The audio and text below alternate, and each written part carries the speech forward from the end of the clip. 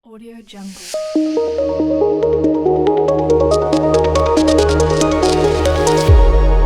Audio Jungle.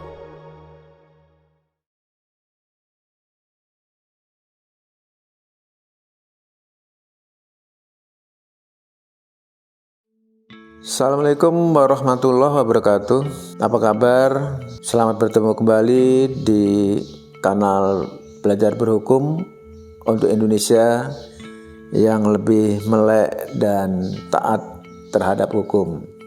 Bersama saya Slamet Har.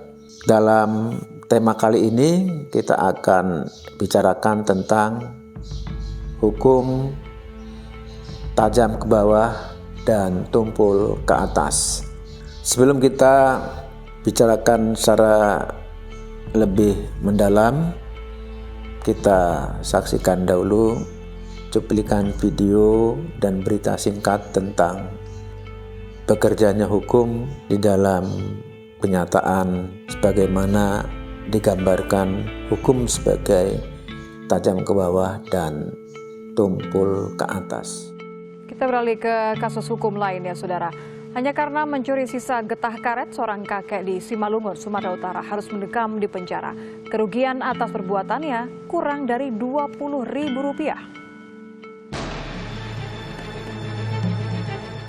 Getah pohon karet inilah yang mengawali kasus hukum yang menimpa kakek Samirin. Pria 68 tahun ini menghabiskan 2 bulan di balik jeruji karena mencuri sisa getah karet. Jaksa penuntut umum sebenarnya menuntut kakek Samirin dengan hukuman 10 bulan penjara. Ia pun ditahan sejak November 2019, alasannya perbuatan yang dilakukan kakek Samirin telah memenuhi unsur-unsur penahanan. Syarat penahanan telah terpenuhi untuk menahan kakek ini dari pertimbangan kemarin tuh Pak. Jadi syarat-syarat penahanan di KUHP ada beberapa syarat-syarat penahanan. Dia takut mengulangi tindak pidana, takut menghilangkan barang bukti. Jadi untuk mengefektifkan persidangan dan itu merupakan pendapat dari jaksanya untuk dilakukan penahanan, makanya kami lakukan penahanan gitu. Namun Rabu 15 Januari 2020, Majelis Hakim Pengadilan Negeri Simalungun menjatuhkan vonis 2 bulan 4 hari kepada kakek Samirin. Dengan demikian, kakek Samirin pun bisa langsung bebas di hari yang sama karena telah menjalani hukuman penjara selama 64 hari. Apresiasi, kami sangat menghargai pertimbangan putusan Majelis Hakim. Kami menilai hakim yang diketuai oleh Ibu Rodia Tessa sudah memberikan putusan yang arif dan bijaksana. Kakek Samirin kini telah menghirup udara bebas. Meski tak lagi bisa menggembala lembu, ia lega dan hanya ingin berkumpul bersama keluarga. Kalilah jumpa sama anak cucu, senang kali lah.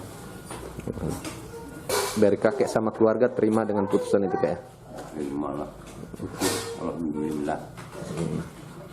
Ada mujizat. Ya, kasus hukum kakek Samirin yang terjadi pada 17 Juli 2019 memang menggusik simpati publik.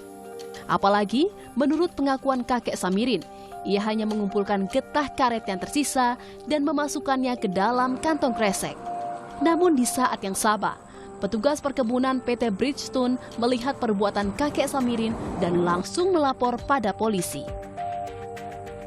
Baik, ini dari saya, baik sebagai Komisi 3 maupun sebagai Sekjen Partai Demokrat untuk membantu keluarga ini, keluarga Samirin, agar uang ini lewat pengacara nanti ya, mohon dikembalikan kepada Bridgestone dan...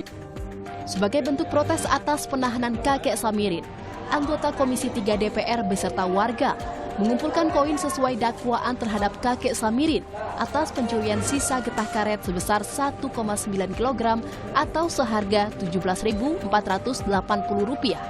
Koin yang terkumpul ini pun rencananya akan diserahkan kepada PT Bridgestone. Tim Liputan Kompas TV.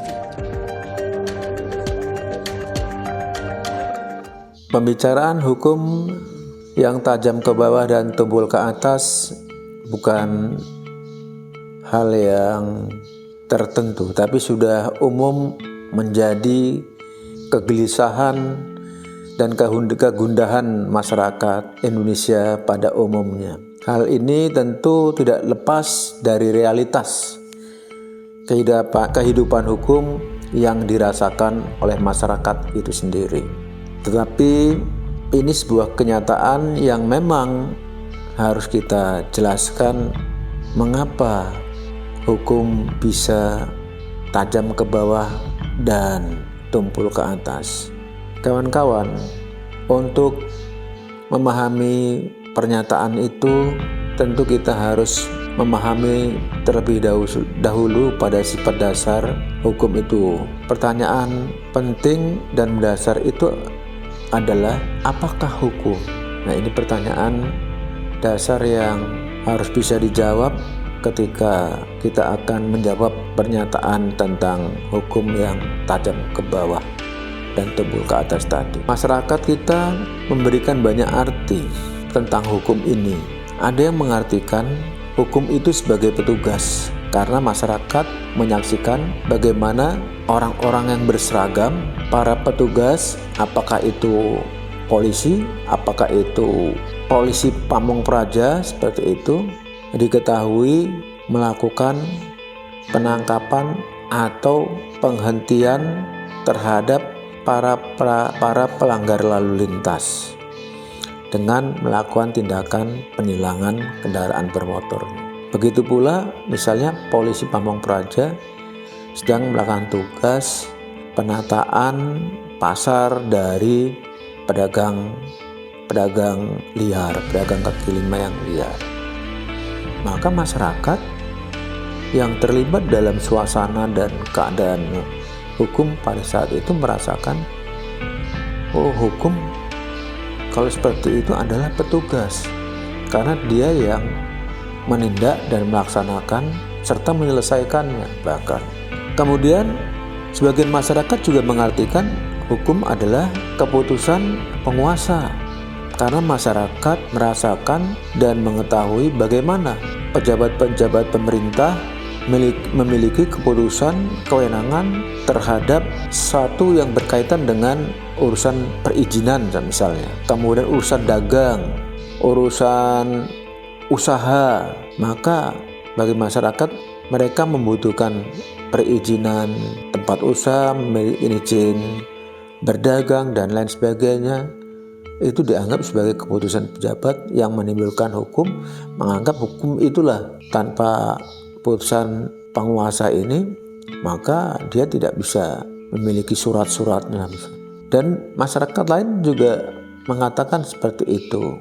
Jadi banyak sekali pengertian yang diberikan oleh masyarakat. Ada yang mengatakan bahwa hukum itu adalah putusan pengadilan, putusan hakim, karena mereka merasakan bahwa ketika mereka bersalah atau tidak bersalah diputus hakim, kalau bersalah diputus bersalah, kalau tidak bersalah dibebaskan. Jadi hukum adalah sebagai keputusan pengadilan atau keputusan hakim. Dan masih banyak lagi arti-arti yang diberikan masyarakat dalam melihat realitas kenyataan hukum yang berlangsung dalam praktek kehidupan sehari-hari. Dan bagi saya, saudara, apa yang digambarkan masyarakat dengan memberikan arti-arti terhadap hukum tidak sepenuhnya salah.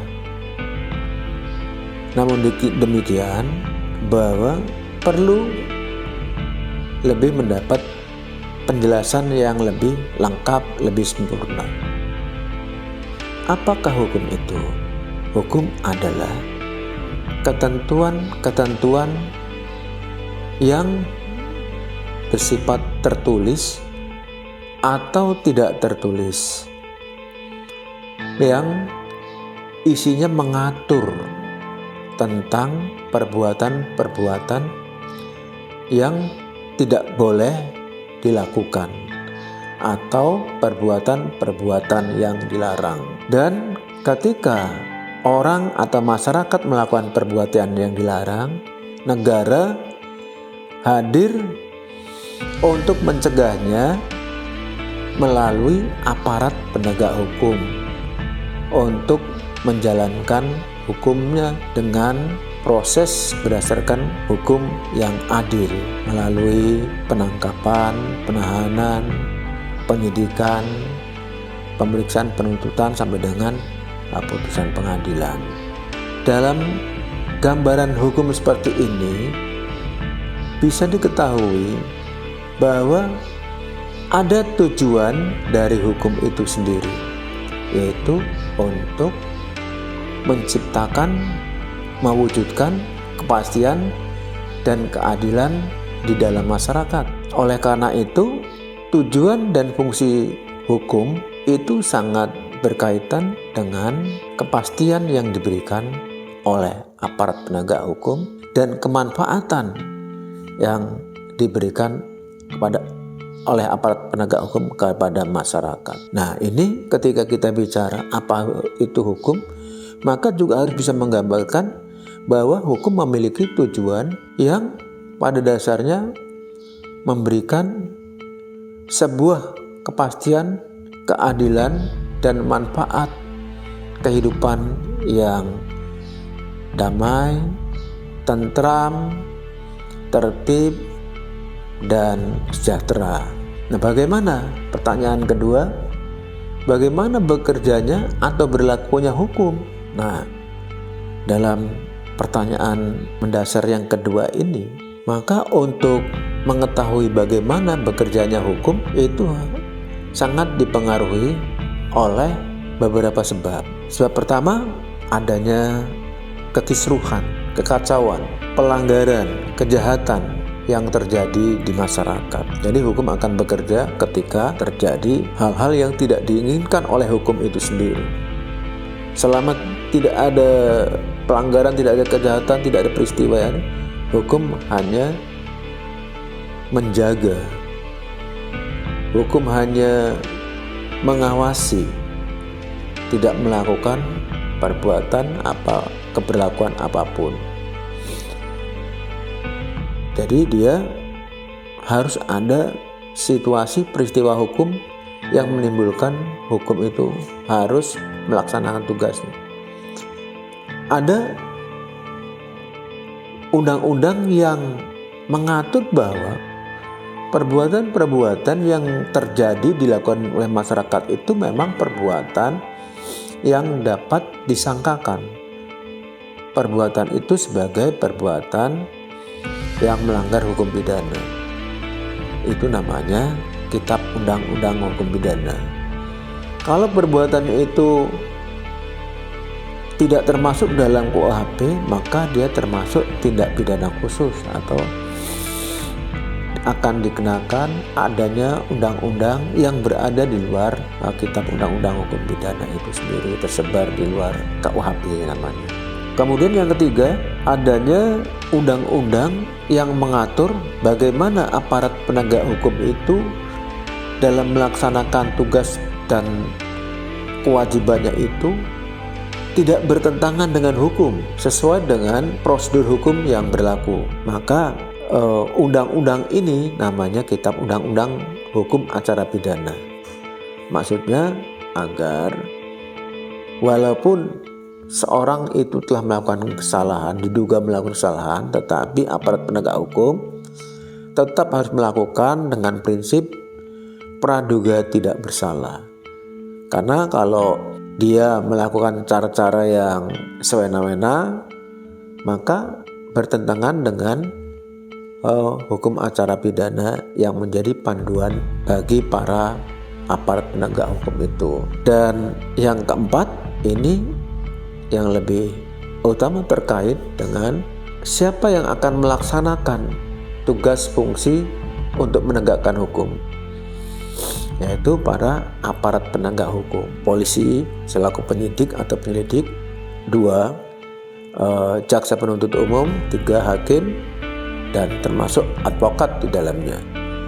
Nah, mereka inilah melaksanakan hukum berdasarkan kompetensinya, kemampuannya di dalam memahami ilmu hukum sekaligus aturan-aturan hukum yang ada, tetapi juga memiliki jiwa, moral, dan integritas yang bagus sehingga dalam melaksanakan tugas menegakkan hukum itu yang dia jalankan proses hukum yang adil. Nah, saat itulah kawan-kawan, bagaimana proses hukum ini berjalan, bagaimana berlakunya hukum itu sangat tergantung bagaimana penegak hukum menjalankan hukum secara adil. Tetapi pertanyaan berikutnya, pertanyaan ketiga, mengapa hukum kenyataannya berlaku tajam ke bawah, tumbul ke atas? Dengan kata lain, hukum berpihak kepada orang-orang besar, tidak sama orang-orang kecil.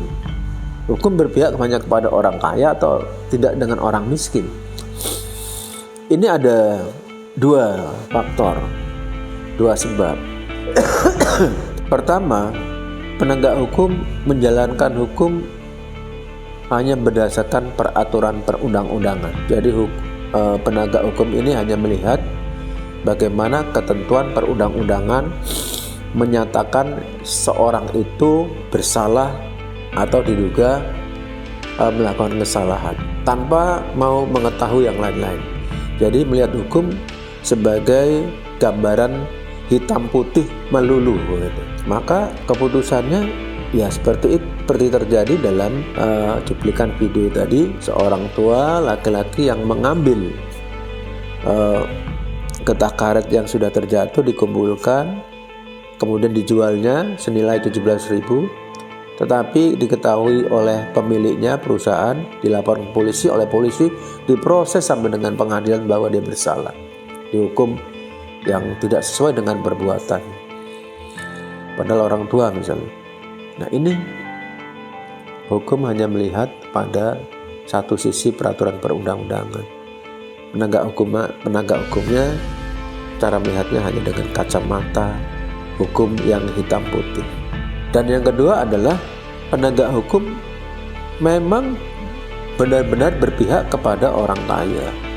Dengan orang mampu terhadap orang kaya yang bisa membayar, memberikan sejumlah uang dan lain sebagainya dalam satu perbuatan hukum, maka ya otomatis hukum akan dilaksanakan secara tidak sesuai dan tidak adil. Nah, dua hal ini diantaranya yang menyebabkan hukum tajam ke bawah dan tumbul ke atas. Wallahu a'lam bishawab. Sampai bertemu lagi dengan saya di kanal Belajar Berhukum berikutnya. Wassalamualaikum warahmatullahi wabarakatuh.